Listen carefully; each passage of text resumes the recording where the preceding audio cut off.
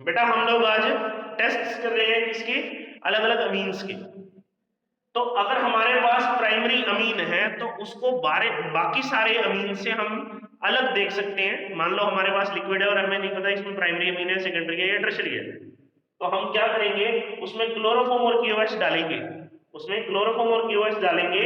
अगर कार्बाइल अमीन बन रहा है, अगर एक कार्बाइल अमीन बन रहा है और ऑफेंसिव स्मेल आ रही है उसकी, तो हम कहेंगे ये कौन सा अमीन है, प्राइमरी अमीन। ये कौन सा अमीन है, प्राइमरी अमीन। अब अगर हमारे पास तीन अलग अलग टेस्ट ट्यूब में तीन अलग अलग लिक्विड्स हैं, एक में प्राइमरी अमीन है, एक में सेकेंडरी, एक में टर्शरी, हमें नहीं पता कि हमारी कौन सी टेस्ट ट्यूब में प्राइमरी है, कौन सी टेस्ट ट्यूब में सेकेंडरी है और कौन सी टेस्ट ट्यूब में टर्शरी है, तो हम क्या करेंगे, हम डालेंगे हिंसबर्ग रिएजेंट।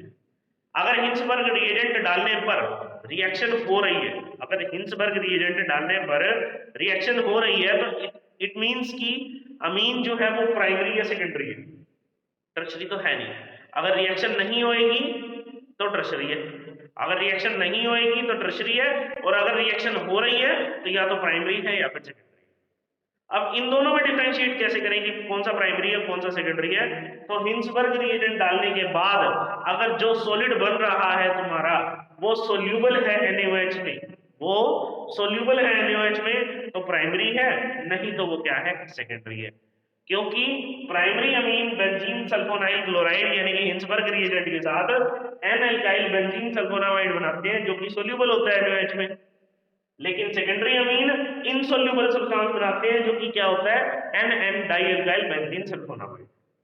तो इस तरीके से हमने दो टेस्ट करे, एक एक्सक्लूसिवली करा किसके लिए, प्राइमरी अमीन के लिए, और दूसरा किसके लिए किया, डिफरेंशिएट करने के लिए कि कौन सा प्राइमरी कौन सा सेकेंडरी और कौन सा टर्शरी है, और उस टेस्ट को हम कहते हैं Hinsberg reagent test.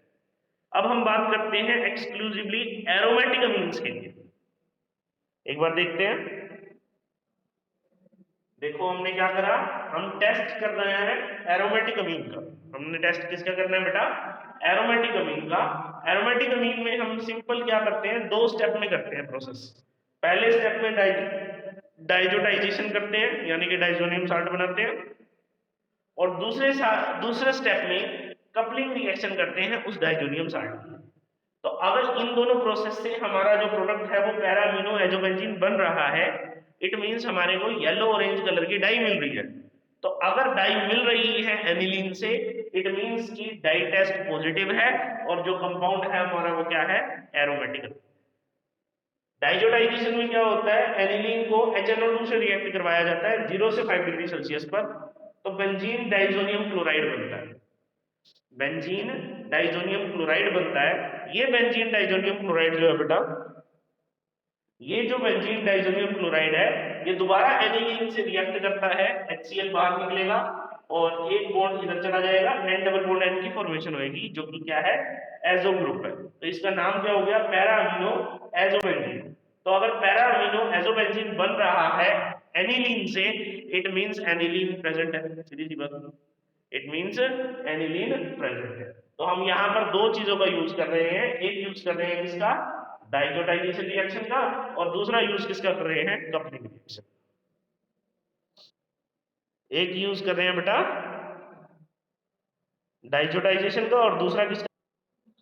Question number 1 में क्या है बेटा, अमोनिया की रिएक्शन C2H5Cl से करी।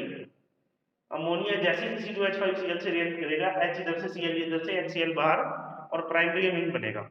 फिर से HCl निकलेगा, सेकेंडरी अमीन बनेगा, फिर से HCl निकलेगा, टर्शरी अमीन बनेगा, फिर से HCl निकलेगा, नहीं फिर HCl नहीं निकलेगा, टर्शरी अमीन के बाद HCl नहीं निकलेगा, और क्या बनेगा, क्वाटरनरी अमीन। C2H5NH2 में से जब HCl निकलेगा तो बनेगा C2H5 ट्वाइस NH, फिर से C2H5Cl के साथ HCl निकालेगा, क्या बनेगा, C2H5 थ्राइस N, फिर इसके साथ एक बार और C2H5Cl जुड़ेगा और ये बन जाएगा C2H5 4 N positive Cl negative, C2H5 4 N positive Cl negative. दूसरा क्वेश्चन है, अमोनोलिसिस करनी है बेंजाइल क्लोराइड की। ये बेंजाइल क्लोराइड है, बेंजीन के ऊपर CH2Cl। अमोनोलिसिस करनी है बेंजाइल क्लोराइड की और रिएक्शन करनी है अमीन की 2 मोल CH3Cl के साथ, 2 मोल्स CH3Cl के साथ रिएक्शन करनी है। तो बेटा ये बेंजीन के ऊपर CH2Cl है, ये बेंजाइल क्लोराइड है। इसमें जैसे ही अमोनिया जाएगा, इसमें जैसे ही अमोनिया जाएगा तो H यहां से और Cl यहां से निकल जाएगा, H यहां से और Cl यहां से निकल जाएगा। HCl बाहर, क्या बन गया, बेंजीन के ऊपर CH2NH। अब क्या कहा है उसने, 2 मोल्स CH3Cl के डालते हैं, 1 मोल डाला CH3Cl का, HCl बाहर, बेंजीन CH2 N CH3H बना। 1 मोल और डाला CH3Cl का, दोबारा से HCl बाहर, दोबारा से HCl बार, एक बार पहले भी निकला है HCl बार और एक बार अभी निकला HCl बार। क्या बनेगा, बेंजीन CH2N CH3CH। सो ये अमोनोलिसिस ऑफ बेंजाइल क्लोराइड। ये क्या है बेटा, ammonolysis of benzyl chloride followed by CH3Cl, followed by CH3Cl 2 moles. कैसे आया, हम लोग बेटा क्या कर रहे हैं, हम decreasing order of basic strength देख रहे हैं इन डिफरेंट मॉलिक्यूल्स में। ये 4 मॉलिक्यूल्स हैं, एक है एरोमेटिक, 2 है एलिफेटिक और एक है अमोनिया। अच्छा, जो एरोमेटिक एनिलीन है, जो एरोमेटिक अमीन है, वो सबसे लीस्ट बेसिक है, लीस्ट बेसिक है। क्यों है least basic, due to -R group of benzene.